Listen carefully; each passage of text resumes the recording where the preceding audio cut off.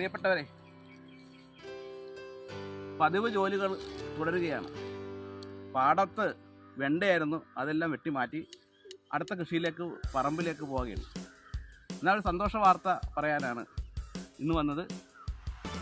1974 April മാസം 29-ാം തീയതിയാണ് എൻ്റെ ജന്മദിനം. എന്ന് പറഞ്ഞാൽ ഇന്ന് ഏപ്രിൽ 29, 50 വയസ്സ് പൂർത്തിയായിരിക്കുന്നു. കാലങ്ങളായി തന്നിട്ടുള്ള പിന്തുണക്ക് നന്ദി രേഖപ്പെടുത്തുന്നു.